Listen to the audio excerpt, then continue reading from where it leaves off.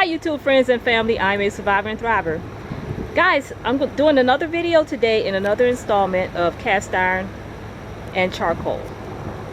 So these are the tools that I'm using. These are a pair of tongs to move the charcoal around, a little shovel, aluminum shovel, a little whisk broom, a lighter, a lid stand, a lid lifter. Of course, we have the two pieces of cast iron gear we're using. We're using the Camp Dutch oven, 8-inch Camp Dutch oven there, and this is the 8-inch kitchen or indoor Dutch oven, because this one does not have legs on the bottom or a flange lid. Okay, so of course we have the charcoal, and I have a couple of different tins here to use, as well as the charcoal chimney.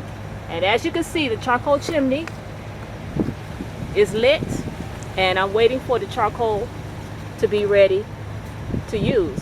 So what I did was I placed newspaper under the bottom there. I lit it, put the charcoal in the top, and it's lighting it from the bottom. Therefore, there is no need to use lighter fluid. I haven't used lighter fluid in about 7 years now, once I found out about the charcoal chimney. It's a money saver, and I'm sure it's much healthier than, you know, cooking with that lighter fluid near your food. And of course I have the small Weber grill here that I'm going to be using to put the pan with the charcoal and the Dutch oven in. You don't need to use that, but I just like to have it, just to have it up off the ground. All right, so those are the tools that I'm using. Oh, and I forgot to mention this. This is a paint can that I got from Home Depot. It's rusted up because I left it out in the rain. But you use the inside of it to place your unspent charcoal at the end when you have charcoal left over. And what that does is it extinguishes it, and you can use charcoal for a later date, the ones that you didn't use before. So that's what I have here. And for today's dinner, I'm going to be making some chuck roast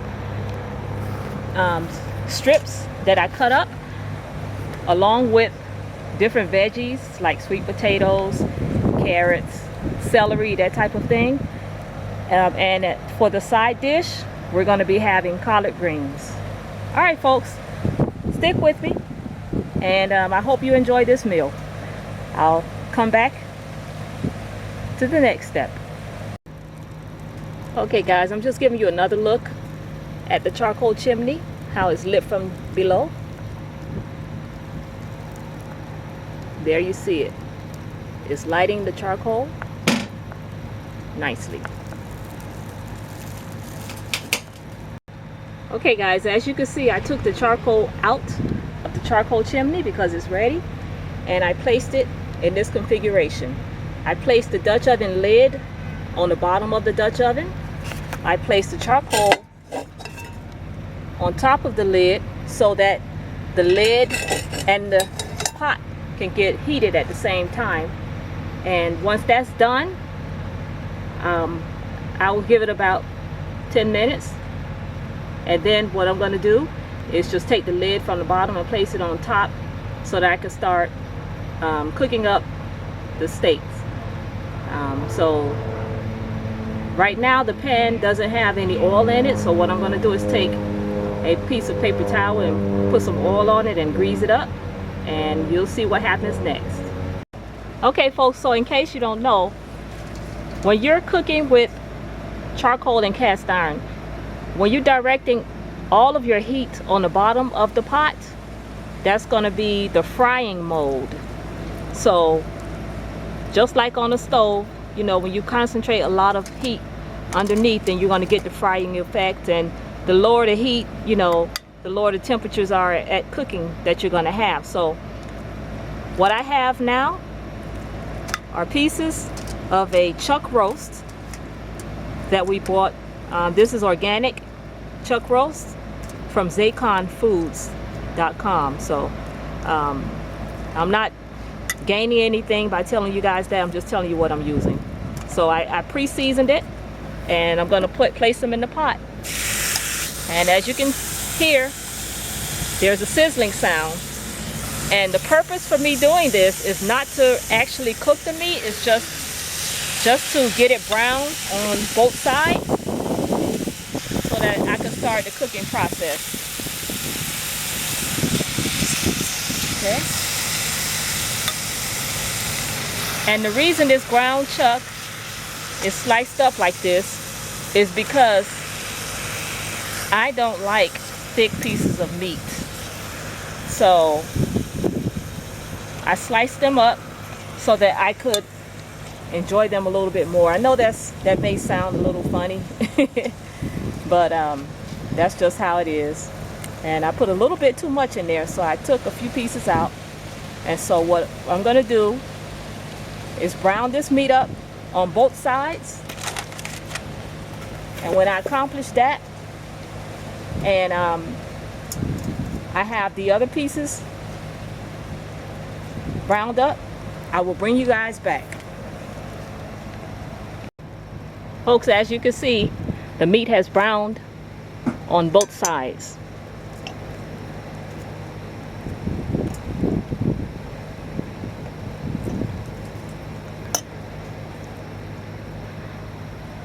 On to the next step. Okay folks, I took the meat out and set it to the side. The next step is sauteing my onions. So I'm gonna put the onions in the pot.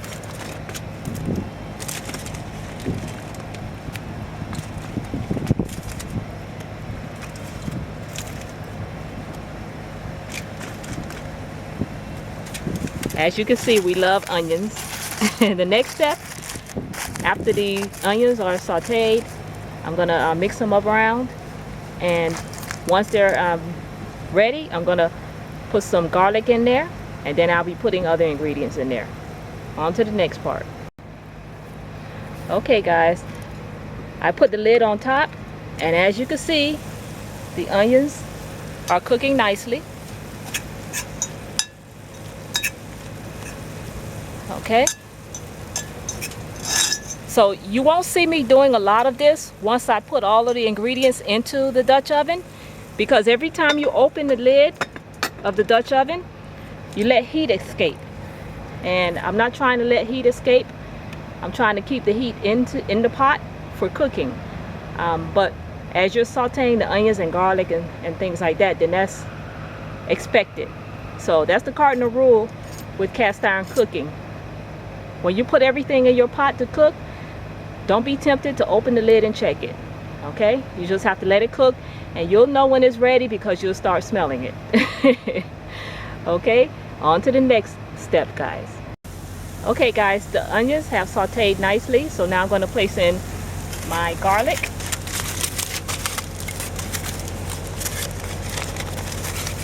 And cook that for a little bit. Going to saute those as well.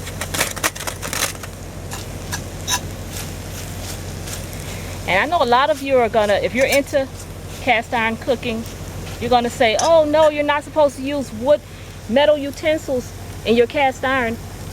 Well, I've never found a problem with it. I never really scraped the bottom of my cast iron with metal utensils, and they work just fine for me. Also, my cast iron is seasoned very well. So if you have seasoned cast iron, using metal utensils in your cast iron isn't a problem. But if you're new to cast iron, just to be on the safe side, I would use wooden utensils. Okay? As you gain more experience, you'll know that it really doesn't matter. So just wanted to share that little bit of information. On to the next step, guys. Okay guys, as you can see, the garlic and the onions have sauteed nicely. So what I'm going to do is put a little bit of chicken broth in there. Now this is beef, but if you don't want to use beef broth, you don't have to. For most beef recipes, I use chicken broth, and it turns out just fine. So this is some of my homemade chicken broth, and it's a darker color because I put in a bunch of seasonings in it. Whoa. It was a little hassle getting that lid off, but here we go, putting in my chicken broth. And I don't know the exact measurement, so I can't help you guys with that, but I just put enough in here to kind of be even with the onions and garlic. Okay, all right, on to the next step. Okay guys, now what I'm going to do, if you see in this pan here, I'm going to start putting in my celery and carrots,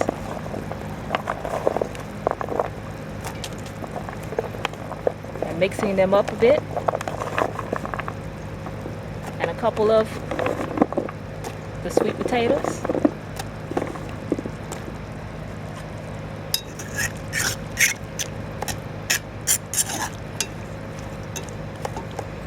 And once I'm done with that, I'll come on to the next step, guys. Okay guys, now what I'm going to do, if you see in this pan here, I'm going to start putting in my celery and carrots,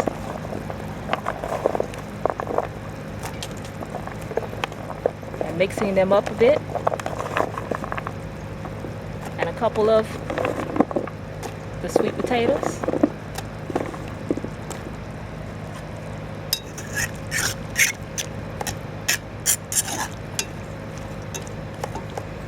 And once I'm done with that, I'll come on to the next step, guys. Okay guys, for the last couple of ingredients, I'm going to go ahead on and add them to the pot. I'm putting the meat back inside of the pot, as well as the rest of my sweet potatoes, celery, and I'm also going to add fresh herbs from my herb garden. We have rosemary, oregano, and thyme. Okay.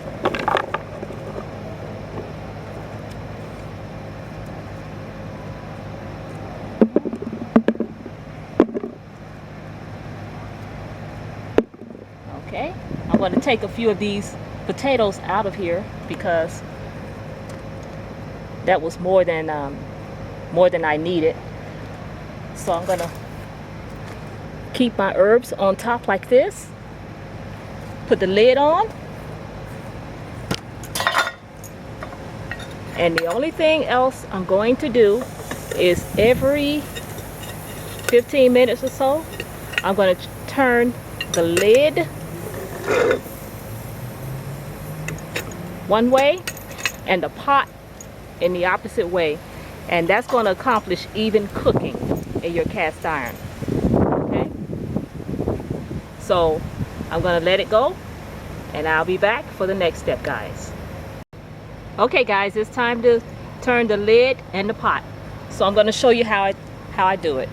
So I'm going to take the lid lifter, turn the lid to the right 90 degrees, and I'm going to take the handle of the pot, which I could also lift with the glove, like so, and turn it in the opposite direction. Okay, so I'll do this every 15 minutes until the meal is done. And it looks like the charcoal is getting spent, so what I'm doing is heating up some more charcoal so that I could place some on top and the bottom. Okay, on to the next step, guys. Okay guys, what I'm doing now is I'm placing the lid stand in the pan with the charcoal inside. As you can see, I have about 6 charcoal surrounding the stand, and what I'm going to do is place my kitchen Dutch oven on top of there, because remember, the kitchen Dutch oven does not have legs, so this stand will remedy that by raising the pot up you know, not in direct contact with the heat. So that's what I'm going to do now. Place the pot on top of there, and I'm going to go inside and get my meat and my collard greens and show you how I make those up. So just so you can see, this is it right here, and the charcoal is right under here, as you can see. All right, right around the sides. Remember, we're not doing frying now because we're making the collard greens, so we don't need the heat directly below the pot. All right, on to the next step, guys. Okay guys, the next step is to put the meat that I've been boiling inside of the house, inside of the kitchen Dutch oven.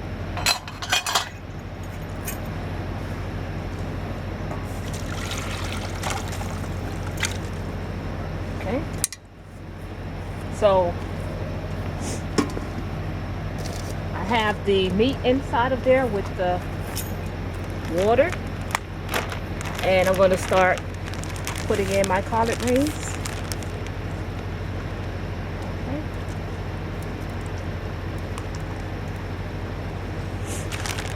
And once I'm done with this, I will let it sit in the cast iron and cook until everything is tender, just the way my family likes it. We don't like crunchy collard greens. We like it on the soft side. And what I put in here as well is salt. This is natural sea salt. Put some salt in there. And I also put some hot sauce in there. Not a lot, because everybody don't like their food too spicy, including myself. So what I'm gonna do is mix it up, and once I mix it up, I'm just gonna let it sit in here and cook for as long as it needs to cook. All right, on to the next step, folks. Okay folks, one thing I forgot to include in the equipment list is my volcano grill lid. This is a Kevlar lid, and since my kitchen camp oven does not have a flange lid where I can place charcoal on top of it, I placed this Kevlar dome around it to create a convection oven type of situation, and I just wanted to share that with you guys. All right, on to the next step.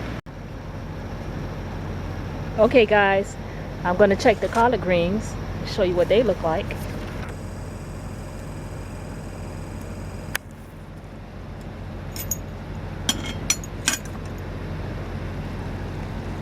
And as you can see, they are cooking nicely.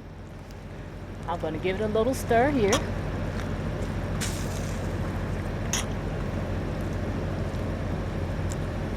The meat in the collard greens is there mostly for the seasoning than anything else. So it's looking good. So I'm going to let it cook some more. And while I'm at it, I'm going to break the cardinal rule and show you guys what the meat and the sweet potatoes and everything inside of here is looking like.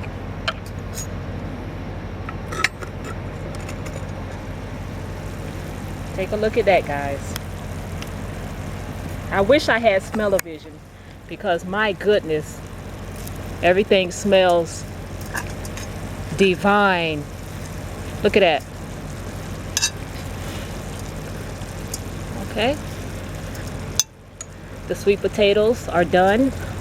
The meat is almost done. I'm going to give it a few more minutes, and I'll be showing you what the end results are. Okay guys, the meat is ready. So I'm going to give you a look.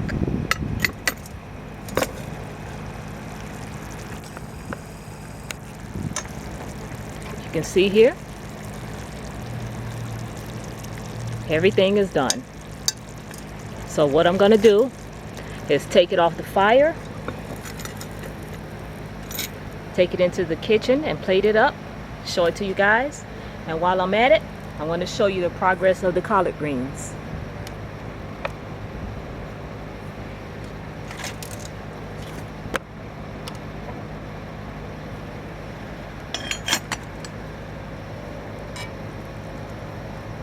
Collard greens, they're almost done. I tried it a few minutes ago, and I'm going to give the collard greens maybe another 15 or 20 minutes. Okay guys, I'll see you at the next step. Guys, this is why I use the aluminum pans and the aluminum foil inside of the pan, because it contains all of the ashes in one spot, and it doesn't create issues with burning the ground or anything like that. So I just wanted to share that little tip with you guys. And I also want to show you that I've taken the pot off of the fire and I'm letting it sit over there before I take it inside. And I'm going to give the collard greens another 15 or 20 minutes. See you then. Okay guys, here's the finished product. Okay, we have our slices of chuck roast meat with sweet potatoes, carrots, celery, and herbs. And we have our pot of collard greens. And so, you know what's next, guys? I'm going to do a little taste test. And as you can see, the meat looks very tender. I'm going to take some of the collard greens, the meat there, and a piece of the sweet potato. Okay, so I'm just gonna have a bite.